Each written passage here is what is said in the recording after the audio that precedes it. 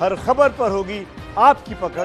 Download कीजिए ABP live app. इस वक्त एक बड़ी खबर आ रही है एबीपी न्यूज पर। इस वक्त की सबसे बड़ी खबर जान लीजिए। आज 5.5 घंटे दीपिका पादुकोण से पूछताछ हुई है, लेकिन ये भी तय हो गया है कि दीपिका से अभी फिलहाल दोबारा पूछताछ नहीं होगी।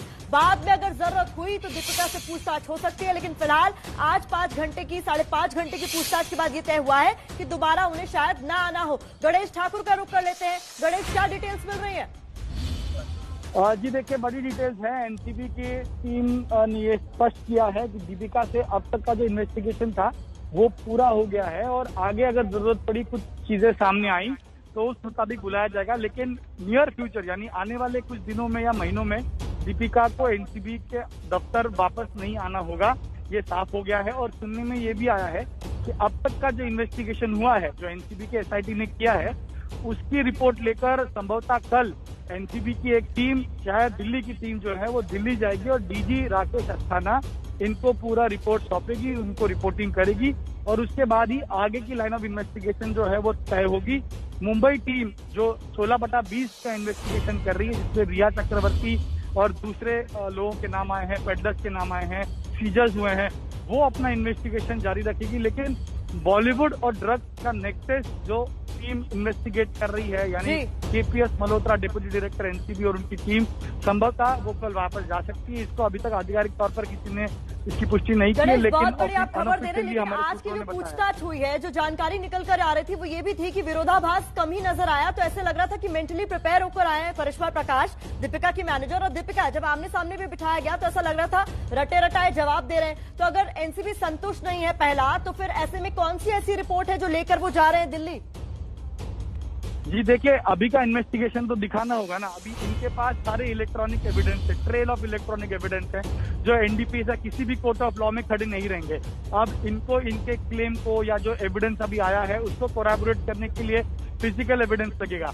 एनडीपीएस एक्ट में स्पष्ट कहा है कि अगर कोई आरोपी आप लाते हैं तो उसकी कस्टडी में वो ड्रग्स होने चाहिए या उसने उसका सेवन किया हो, जो केमिकल या ब्लड रिपोर्ट में उसके ट्रेसेस आए, जो इन हालात में या इस केस में कहीं भी लागू होता नहीं है। तो ऐसे में जो इन्होंने बताया है वो अधिकारियों के सामने रखा जाएगा और आगे किस तरह बढ़ना है ये भी तो दिशा अधिकारियों से ली जाएगी ना, क्योंकि इन्होंने तो साफ कर दिया कि हमने ड्रग्स चैट किए लेकिन ड्रग्स लिया नहीं। अब ड्रग्स लिया नहीं, जिसके चैट से वो कहता है कि हमने ड्रग्स लिया नहीं, ड्रग्स की सिर्फ बातें की, तो ये साबित करने के लिए, कोरैबोरेट करने के लिए एविडेंस चाहिए। एनसीबी कह रही है कि हमारे पास एविडेंस है ये साबित करने के लिए कि इनकी एक चैन थी जो सारे लोग ड्रग्स लेते थे, लेकिन वो फिजिकल एविडेंस जो कोर्ट ऑफ लॉ में पेश करना है वो कैसे हासिल हो, तो दिशा लेने के लिए अधिकारियों से बात की जाएगी, ऐसा पता चल रहा है। और संभवतः ये कल टीम वापस जा सकती है, लेकिन फिलहाल वापस मैं कह रहा हूँ, ये सूत्रों की तरफ से जानकारी मिल रही है, रात में डीजी अस्थाना को अब रिपोर्टिंग होगी श्रद्धा, सारा और दीपिका के साथ हुई पूछताछ के बारे में।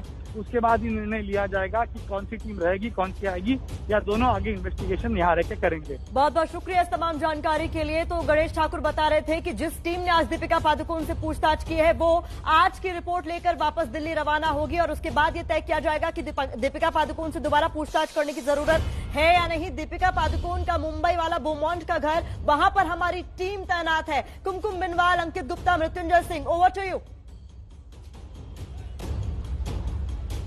बिल्कुल प्रतिभा, और यहाँ पर लगातार सुबह से क्या कहूँ, मुझे 48 घंटे से ज्यादा का वक्त हो गया। अंकित भी आज सुबह से हमारे साथ मौजूद है। हम हर गतिविधि पर नजर बनाए हुए। एक बार फिर देखिए, यही वो सोसाइटी है जहां अंदर दाखिल हुई थी दीपिका, और हमने सोसाइटी के बिल्कुल कोने का ये इलाका घेर कर रखा हुआ है। आराम से हम यहाँ पर बैठकर आपको जानकारी देंगे। और जैसा कि हम बात कर रहे थे, लगातार टीम चली जाएगी अब दिल्ली और जानकारी देगी कि आज दीपिका से जो बातचीत हुई, क्या निकल कर आया, उसका क्या आउटपुट है। लेकिन ये बात तय है अंकित कि दीपिका को ये समझ में आ गया है कि आप कितनी भी तैयारी कर लें, कितनी भी रिवीजन करके रटाए जवाब दे दें, फंसेंगे तो आप। और आगे जो मुश्किलें हैं एनसीबी के सामने आपको और देखनी है। हो सकता है तारीख ना हो, लेकिन सामना करना पड़ेगा सवालों का। निश्चित तौर पर, और एनसीबी ने साफ कहा है कि जरूरत पड़ने पर हम दोबारा बुलाएंगे। तो फिलहाल आज दीपिका आ गई हैं, लेकिन उनके जहन में आज की पूछताछ निश्चित तौर पर वो उसको भूलेंगी नहीं। और दूसरी चीज, अभी मृत्युंजय से अभी हम उस बारे में और जानकारी लेना चाहेंगे कि दीपिका को अभी ये 15/20 में बुलाया गया था। 16/20 की जो टीम वापस जाएगी वो दिल्ली वाली जाएगी और जो मुंबई की टीम है उसकी इन्वेस्टिगेशन जारी रहेगी। तो क्या ये भी मुमकिन है कि अभी कुछ ऐसे तथ्य सामने आए जिसके आधार पर मुंबई वाली टीम भी दीपिका को बुला ले मृत्युंजय? मुंबई वाली टीम, देखिए, मैंने ये सवाल एनसीबी के अधिकारियों को पूछा था। उन्होंने ये कहा था कि एक ही केस में एक व्यक्ति को दो अलग मामलों में नहीं उठा सकते हैं, स्टेटमेंट एक में ही लेना होता है। तो जो स्टेटमेंट दीपिका ने एफआईआर नंबर 15/20 में दिया है, वही स्टेटमेंट लागू होगा एफआईआर नंबर 16/20 में। अगर अतिरिक्त पूछताछ की जरूरत पड़ती है तो वो संभव है कि एक बार फिर से, जैसा हम बता रहे हैं कि एक बार फिर से उन्हें पूछताछ के लिए बुलाया जा सकता है, लेकिन ऐसी स्थिति में एक ही जो स्टेटमेंट है वो दोनों के लिए लागू होगा। एक चुटकी सिंदूर की कीमत तुम क्या जानो, रमेश बाबू, ओम शांति ओम, दीपिका पादुकोण की पहली फिल्म। और ये भी बात बहुत देखने योग्य, समझने योग्य अंकित, की दीपिका पादुकोण शादी के बाद उस तरह की एक्टर या उस तरह की स्टार नहीं है जो अमूमन सिंदूर लगाती हैं। उनका अपीयरेंस वेस्टर्न हो चाहे इंडियन हो, लेकिन वो सिंदूर बहुत कम लगाती है। लेकिन आज एक चुटकी सिंदूर मांग में था, सूट पहना हुआ था, सूट का पल्लू हाथ में था, गाड़ी वो जो एक मिडिल क्लास आदमी चलाता है, वो वाली गाड़ी नहीं जो इस तरह की 20 करोड़ 25 करोड़ के फ्लैटों में रहने वाले लोग चलाते हैं। तो मतलब कि जब पार्टीज करनी है, जब तमाम तरह की आपको गेट टुगेदर्स करनी है, तो अटायर अलग, गाड़ी अलग। जब आपको एयरपोर्ट से आना है पति के साथ तो गाड़ी अलग, और जब एनसीबी के सामने पूछताछ के लिए जाना है तो दीपिका कितनी मासूम है।